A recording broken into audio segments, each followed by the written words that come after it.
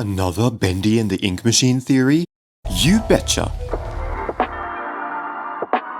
Hey yo Prodigy Spread Charles here, and in this video I'll be sharing with you a Bendy and the Ink Machine theory. This one will cover whether Bendy killed Boris. If you would like more horror game theories, remember to subscribe and tap that bell, as on top of the many theories I've already made, there will be more to come. And just before we begin, if you can't watch this video all the way through right now, remember to tap Add To and select Watch Later to save your progress.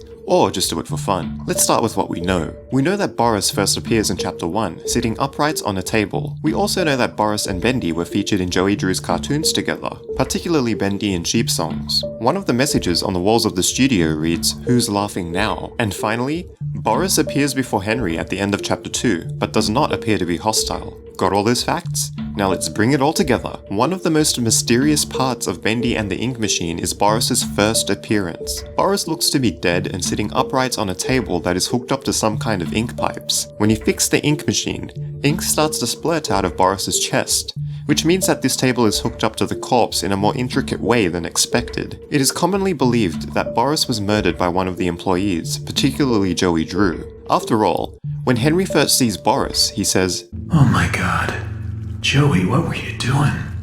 which seems to support this. However, Henry hadn't seen who did this, so there is still the possibility that there was another culprit. While I think that Sammy played a part in Boris being dead, some prodigies believe that Bendy may have been the one to kill Boris. Consider this, Bendy and Boris are cartoon characters, each of which would have done all kinds of wacky things on screen. Given their transfer to the real world, they wouldn't immediately realize that they had to obey the rules of our physical dimension. Bendy and Boris would then have gone about their normal behaviors with toon logic. Assuming that they had similar relationships to cartoon characters like Tom and Jerry, Roadrunner and Wile E. Coyote, and even many Disney characters, it isn't unreasonable to think that they might try to pull off some of their crazy antics in their 3D forms. Just like how cartoons use TNT on each other and fall from high distances, maybe Bendy did something similar to Boris in order to fulfill its crazy state of mind. We can clearly see that Boris's chest is split wide open. Perhaps Bendy may have cut it with a knife or hooked Boris up to the table and pumped ink directly into the chest cavity until it exploded. Why?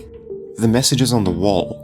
If Bendy wrote those messages, it would make sense that they are taunting in nature. Who's laughing now may be in reference to Boris laughing at Bendy, causing Bendy to become very angry. We see Boris appear just fine at the end of Chapter 2, and it doesn't seem as if Boris really wants to harm Henry at first. If Boris had this calm temperament from the beginning and was laughing in a friendly way, and considering that we don't know Bendy's temperament and how easily Bendy would get angry, we could take inspiration from cartoons like Donald Duck getting mad at Goofy laughing at him, but with harsher consequences. Bendy would then feel a strong sense of guilt and distrust towards the creator, continuing to write messages like, "The creator lied to us," referencing a lie that Joey may have told the cartoons that things would be just like they were in the 2D plane, or just from their own assumptions of how things would go. The lie may even be a reference to the message, "Dreams come true," which indicates that the cartoon may have wanted to be in a 3D form. Although these things are difficult to say, whatever the case, Bendy would become so enraged that the magic that brought it to life would cause some kind of corrupted transformation. Bendy would then roam the halls of the studio, encasing each of the workers in an inky prison.